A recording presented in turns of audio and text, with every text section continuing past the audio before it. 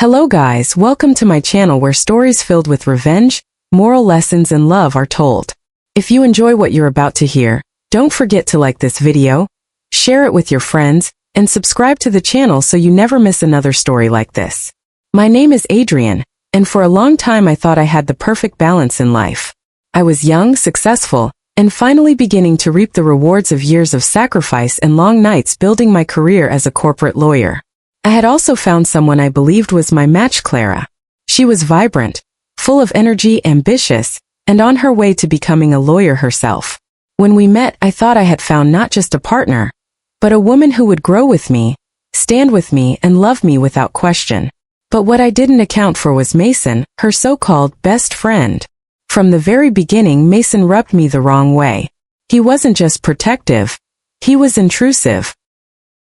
He carried himself with this smug air, as though his place in Clara's life meant he had a say in mine. He would smile at me in public, but his words were sharp, always cutting me just a little. He had this habit of mentioning Clara's ex-boyfriend during casual conversations, chuckling as if it were harmless, but I knew what he was doing. He was planting seeds. One time we were at brunch with a few friends, and Clara mentioned how I had surprised her with a new study desk for her apartment. Mason leaned back, smirked, and said, "That's nice, but remember when Dylan built you that bookshelf from scratch? He was always so handy." Clara laughed politely, and I forced a smile, but inside I felt that familiar sting. It wasn't about the bookshelf, it was about Mason always holding up her past as a measuring stick against me. I stayed patient. I told myself that not every battle needed to be fought. Clara and I were strong and Mason was just background noise. But little by little, I noticed how Clara's laughter lasted longer when Mason was around, how she defended his little digs as jokes, even when they chipped away at my dignity. "Don't take him seriously, Adrian," she would say. "He's just like that." But I took note. I always took note. Things came to a head on the night of the dinner party. It was meant to be a celebration and recognition of my promotion to senior associate at the firm. I had worked endless nights for that achievement, and Clara had been by my side through most of it. I invited a small circle of friends, including Clara's closest people, to share the joy. And of course Mason was there, seated right across from me. The evening started well enough. Wine flowed, laughter filled the air, and for a brief moment, I let myself enjoy the fruits of my labor. I raised a toast to gratitude, gratitude for Clara, for the support of my friends and for the journey ahead. Everyone clinked glasses, but Mason's eyes never softened. They watched me with that same mocking gleam, as though he were waiting for me to trip. As the night wore on and the drinks loosened tongues, Mason struck. He leaned forward, his voice just loud enough to command the table's attention, and said, "Clara, you know you could do way better than Adrian. I mean, sure, he's successful, but where's the excitement? He's the safe guy, not the guy who makes your heart race." The table went silent. I felt the weight of every pair of eyes shift toward me. Clara's cheeks flushed, whether from embarrassment or agreement, I couldn't tell. For a moment, I considered letting it slide. I could have laughed it off, dismissed it as drunken nonsense. But something in me snapped. I had tolerated Mason's poison for too long. I leaned back, calm, almost detached, and said, "That's an interesting observation, Mason. But let's test it, shall we?" I turned to the group, my voice steady, deliberate. "Since I met Clara, I've supported her law school tuition, covered the cost of her car when hers broke down, and made sure she had a roof over her head without worry. I've invested not just money but time, love, and stability into her life. Tell me, Mason, what exactly have you contributed? Other than reminding her of ex-boyfriends and living off her kindness whenever you're broke?" Gasps circled the table. Mason's smirk faltered, his mouth opening and closing like he was searching for words that wouldn't come. I didn't raise my voice, I didn't curse. I simply laid the truth bare for everyone to see. I continued, "See, it's easy to sit on the sidelines and call someone boring, but stability isn't boring.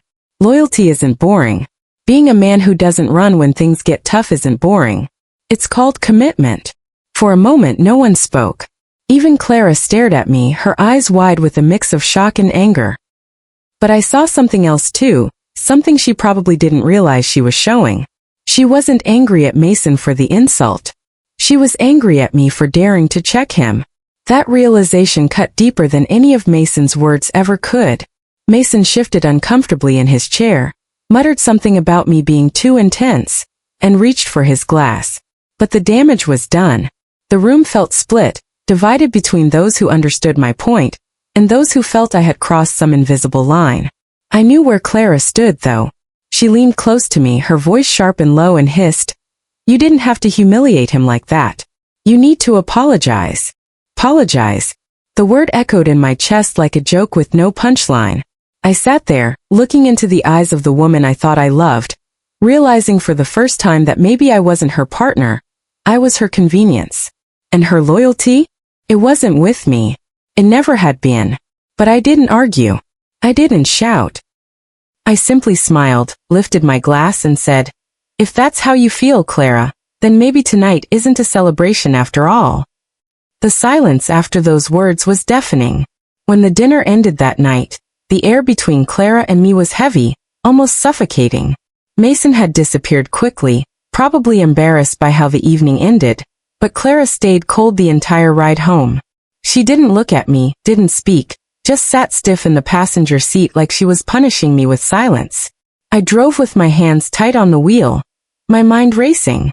The image of her defending Mason, of her demanding I apologize to him after he told her she could do better than me, burned in my chest like acid.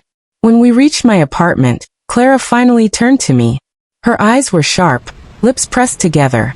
"Adrian, I wasn't joking earlier," she said flatly. "You humiliated Mason in front of everyone. If you don't apologize, I don't know if we can keep this going." I stared at her, my jaw tightening. I had given her everything. My time, my resources, my love. I had poured into her dreams because I believed in us. Believed we were building something bigger together. And here she was, drawing a line in the sand, not between me and a stranger, but between me and her so-called best friend. I didn't raise my voice, didn't argue. I simply said, "Then you've made your choice, Clara."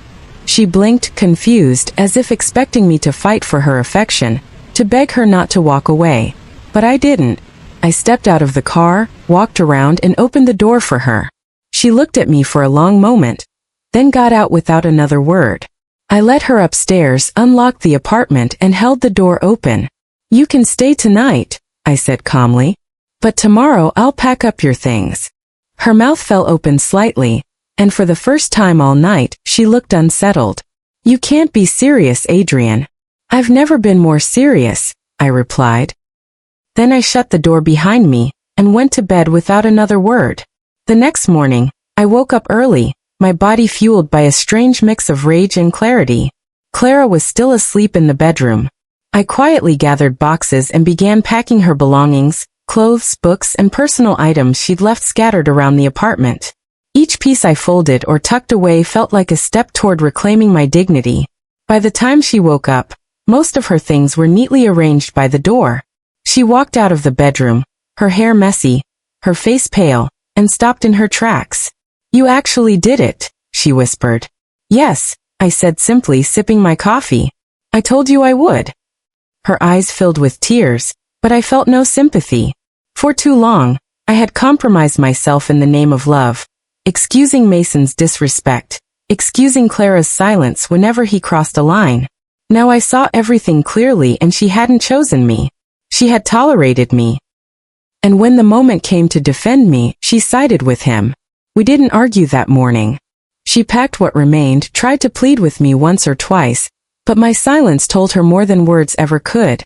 By noon she was gone. The apartment felt quieter after she left, but not empty. It felt like I had finally cleared space for my peace. I changed the locks that afternoon, not because I thought she would come back uninvited, but because it was symbolic. The key she once held to my home and my heart no longer worked. But I wasn't finished. Clara had benefited greatly from my support. She was in her second year of law school, studying on a scholarship I had secretly funded through a program I set up in her name. I believed in her future so much that I had created opportunities she couldn't have accessed otherwise.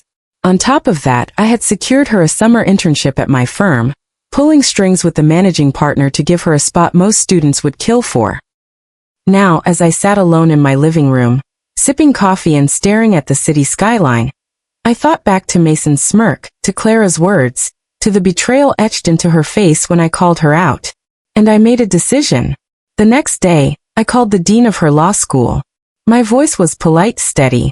I'd like to withdraw funding for the scholarship I established, I explained. Effective immediately. The dean hesitated, surprised. Mr. Adrian, are you certain? This scholarship was tailored specifically for Clara. Yes, I said firmly. Circumstances have changed. Please reallocate the funds as you see fit. Then I reached out to the managing partner at my firm. I explained the conflict of interest, how Clara's position would complicate internal dynamics. It would be best to rescind her offer, I concluded. I hope you understand. The partner didn't question me. Within hours, Clara's internship offer was gone. I didn't call her, didn't explain. I simply erased every string I had pulled for her, every safety net I had provided. She wanted to choose Mason? Then let her walk that path with him fully, without me cushioning her fall. 2 weeks passed. I focused on my work, on rebuilding my routine, on finding comfort in silence.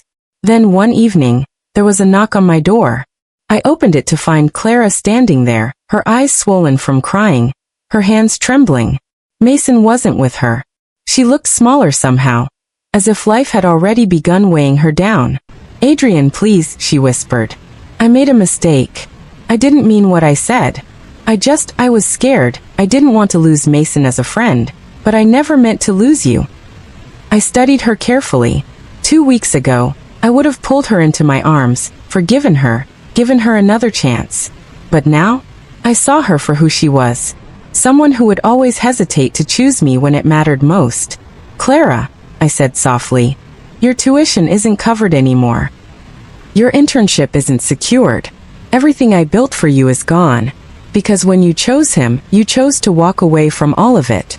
Her lips trembled. You can't do that to me. I already did, I replied. You wanted excitement, Clara. You wanted Mason. Now you have him. Make it work.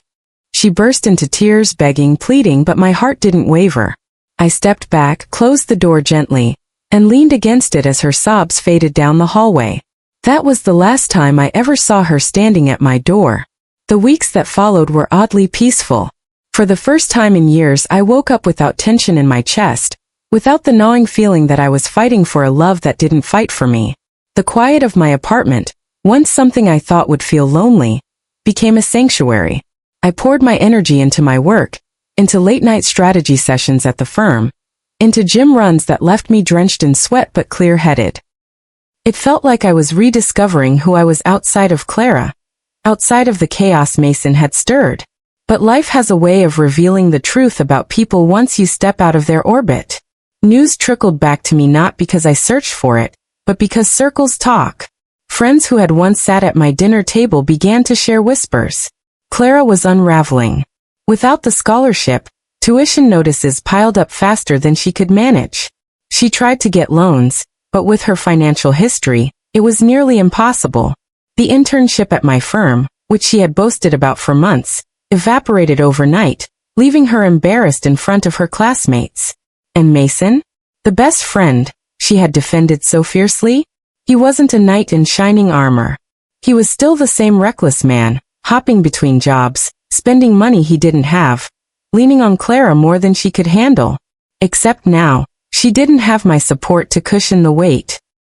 What had once been playful banter between them turned into late-night arguments, fueled by bills, jealousy, and the pressure of a life neither of them had planned for. I didn't gloat when I heard these things. I didn't smile at her downfall or raise a glass to her misery. No, what I felt was clarity. I hadn't ruined her life. I had simply stepped back and let the truth show itself. Clara had chosen Mason, and this was the reality of that choice. I had enforced the boundaries of my loyalty, nothing more. Still, there were moments when she tried to reach me. A late-night email begging for a second chance. A voicemail where her voice cracked as she admitted she couldn't keep up with law school anymore. Once, I even saw her across the street, standing near the coffee shop we used to frequent, her eyes following me as though she wanted to approach. But I kept walking. My silence became my shield, my refusal to let her pull me back into the cycle of betrayal and excuses. One particular night, I found myself driving through the old neighborhood where Clara used to live. I hadn't planned to, but the route took me past the tiny apartment she and Mason now shared. The lights were on, the curtains drawn back just enough for me to glimpse inside. I saw them there. Clara pacing the living room, Mason slouched on the couch with a beer in his hand, clearly indifferent to her distress. Even from a distance, I could feel the tension between them. And in that moment, I knew she was living a life she never imagined for herself. It wasn't revenge that warmed me then, it was justice. It was the knowledge that the scales had balanced themselves. I didn't need to scream, didn't need to destroy her reputation, didn't need to drag her name through the mud. I had simply walked away, taken back what was mine, and watched as the choices she made bore their own fruit. Months later, word reached me that Clara had officially dropped out of law school. Without financial support, without stability, she couldn't keep up with tuition or the workload. She moved in permanently with Mason, working odd jobs to get by. Some said she still carried resentment toward me, whispering to anyone who would listen that I had ruined her future. But I knew the truth: she had ruined it herself by choosing someone who had never invested in her the way I had. As for me, I flourished. The promotion I had earned opened new doors, new cases, new circles of influence. I bought myself a condo overlooking the city, a space that reflected not just my success, but my independence. And in that home there were no traces of Clara. No forgotten clothes, no framed photos, no memories cluttering the shelves. Just peace, clarity, and the reminder that my loyalty was not to be taken for granted. One evening while dining with colleagues, someone casually asked about Clara. They had known her from before, and had seen us together. I smiled faintly and said, "She made her choice, and I enforced mine."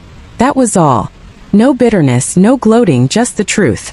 Because at the end of it all, my story wasn't about revenge.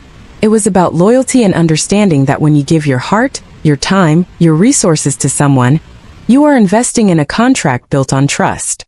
And when that contract is broken, when loyalty is replaced by betrayal, you are entitled to withdraw your investment. That isn't cruelty. That's justice. And so I closed that chapter of my life. Clara and Mason would live with the consequences of their choices, while I moved forward stronger, clearer, and free. Moral lesson. Life teaches us that loyalty is not something to be begged for. It is something that must be given freely and reciprocated fully. When someone shows you that their loyalty lies elsewhere, believe them. Don't argue, don't fight to prove your worth. Walk away with dignity, and let the choices they've made carry their own consequences. Your silence, your peace, and your refusal to compromise your self-respect will speak louder than any revenge ever could. So if you're listening to this and you've ever been taken for granted, remember this. You are not obligated to carry the weight of someone else's disloyalty. Protect your peace. Choose yourself. And if this story resonated with you, don't forget to like the video, share it with your friends, and subscribe to the channel. Tell me in the comments what lesson you took from this, because every perspective adds depth to the conversation.